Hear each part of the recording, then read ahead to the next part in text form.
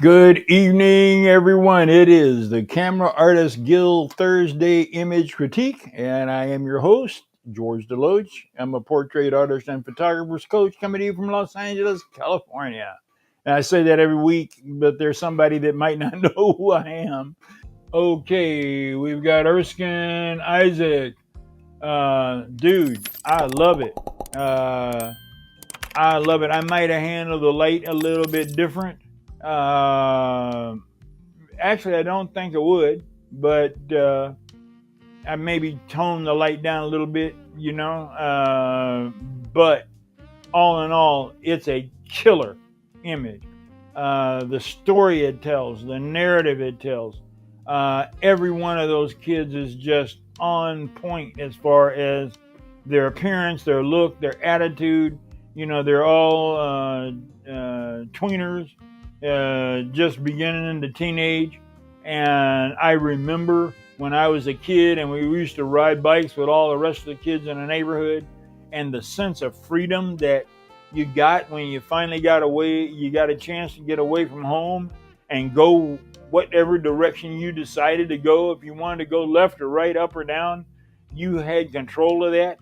And it was you and your bike and your buddies. And man, those were really good memories. And you triggered every one of those memories for me. And this image does that. So congratulations, and just keep it up. You're into something there. Just refine the lighting maybe a little bit. Take a good, long, hard look at Annie Leibowitz's stuff and see how she handles her light. She uses soft lighters to illuminate her shots with that. I don't know what you use on this one, but look at Annie's stuff, study Annie's stuff, because she does things like this. Okay, Diana Rucker, fabulous. I love it, Diana. You are doing just really good. You're trying something a little bit different. We'll enlarge it up this way. Getting into that family stuff, and you are on the 1/3 compositional line where you're supposed to be.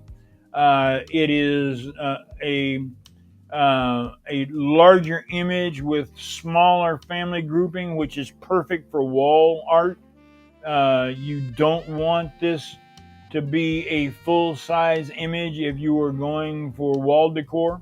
If this is a 30 by 40, then the people will be just right when you're viewing them from a distance of 10 feet or so. It's difficult to get that little baby boy to turn around and look at you. So you do the best you can. When you got two toddlers this age, that is really a challenge.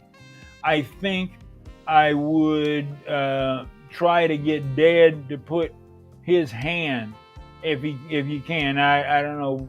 It looks like he's tall enough. Either hand on the shoulder, on the back, and that'll get the hand out of the pocket. Now, if you're gonna have him put your hand in their pocket, that's a pretty good way to, with the thumb hooked in the pocket. But try to bring this one maybe around right in front of Dad, and then Dad could reach out and touch them. And you got Mom there, and then you want to get Mom to look up at the camera, and that means you got to talk it up, and you just got to take, when you think you've taken enough photographs, take some more. If you think you've taken about 10 or 15, take 20, because it'll be that one time that something isn't right, or it could be better, and you didn't do it. So while you're there, just work it out. You also might try toning down the key light just a little. It is a tricky situation. I would almost look for another location. Although this is, it's a beautiful location. This is why I'm saying that. You've got harsh shadows on their face. Now, the best way to probably beat that is if you had somebody working with you that could supply a second light source rather than just the one light source. A passive fill, a reflector, might help out. You might be able to catch some of that sunlight and redirect it back. What you want to do, if at all possible, is lighten up the shadow. See the hard shadow underneath Dad's chin, and the hard shadow underneath Mom's chin, and the lines here in the face. Well, those would disappear, or at least, well, I don't say disappear is not the word for it. They would be lighter if you control that shadow a little bit.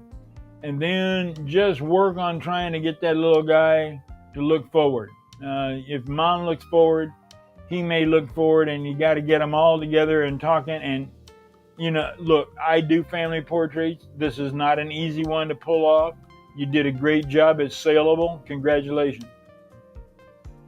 Okay, Willie Demetrius Richardson, you did it this time, Willie. I love it, man. Really, where you get these sets, these scenes, I don't know, man.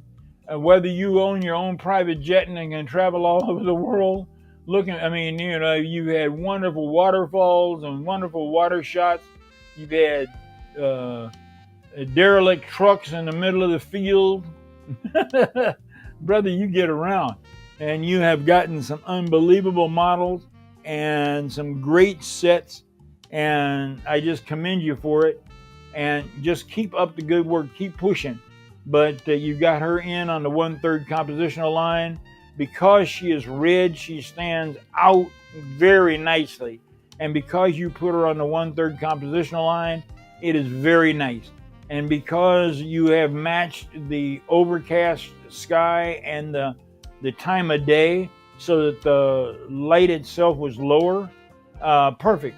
Just in every aspect. I couldn't see it handled much better. I maybe try to, and this is really nitpicky, clone out this rail so that it has a more that continues with the medieval kind of a look to it. But that's all. Okay, and Tony Shaw, and just one of your great kid shots. I love this little girl, and interesting. You have taken the Elizabethan type collar here and used it with the girl with the big fro. And I had a fro almost that big back in the 70s. Well, not quite that big, but I still had a fro, buddy. Let me tell you. Interesting. Now, there's only there's one thing that I mentioned, and this is a case of preferring. And you are the creative artist, and you are very good at what you do. And so I'm not trying to tell you what to do. I'm just giving you suggestions on kicking it up possibly to the next level. The thing that she's holding on to, you know what it is, but nobody else knows what it is. I think it's an African mask. And if that is it, then figure out a way to get more of it in the photograph so that you can tell more of the story. Because right now it's just brown and black and it's got some marks on it, and I don't really know whether it's a handbag, but like I said, I think it's a mask, but you can't see it's a mask. So set it up so you can see that it's a mask. And the other thing is that there's a treatment that I think you're using that causes this to have kind of a fog look to it, because I've seen it in a lot of your work before. And preference. This is preference. This is not a criticism nor correction or anything like that, just suggestion. But preference, I like saturated, deep color. And this looks kind of like there's a lens flare. But it's up to you. I also like contrasting and color saturated, and then large color range. I try to shoot in 14-bit and interpolate it up to 16-bit just to keep as much color as I possibly can until I render the final image. but those are just possibilities. But girl, you are doing it. I'm your biggest fan. Uh, oh, I wanted to say something to you guys, and I'll wait. We're done here, so let me spin back around to the camera, and all of you guys, man, who are over there facing the path, who are in Florida and in the Caribbean. We have quite a few people from the Caribbean that watch. My heart goes out to you. My prayers are with you. I've been talking to friends that I have in the Florida area, and it's tough. And you guys up there in Georgia and the Carolinas, it's coming your way, if not already hitting there, and it's going to be a wet one. So please be safe. It's better to be safe than sorry. And look out for your family. Look out for your friends. And my prayers are with you guys. I'm a praying man, and prayer answers things. Okay, that just about does it. I forgot my tracking ball over there. That about does it for the week. Let me get around here, check and see. Okay, he said he cropped out the mask because you didn't like it. Okay, I hear you. I hear you. Look, I'm with you. Whatever you decide to do, you are coming along. And like I said, I want Camera Artists Guild to be a force in the photo industry. I believe in you guys. I believe in what we can do. I know we can be the best out there. I don't care. Well, I do care about PPA because I'm speaking there in a couple of weeks. And I care about WPPI, and I care about all the local groups and Nigerian photographers and Zimbabwe photographers and Namibia photographers and Ghana photographers. I talk to all of you guys. But I believe the Camera Artists Guild can be a force to be reckoned with. Advertise our group. Tell your friends about it. Bring other people in. Let them know that this is a place where we speak photography. If you are new, you can come over, because some people are watching this on YouTube. Some are watching it on Facebook, on the Facebook page. Come on over to Camera Artists Guild group. Ask to join. You answer a couple questions. I'll let you in the group. Then all you have to do is post a message, attach your photograph to that message, and I'll select 5 every week and do a critique. And let's see, anything. Oh, October the 27th, here in Los Angeles at the PPA, I am bringing a talk about how to not be overwhelmed by this ever-changing photography world, both business and experience-wise. So come on out and join us.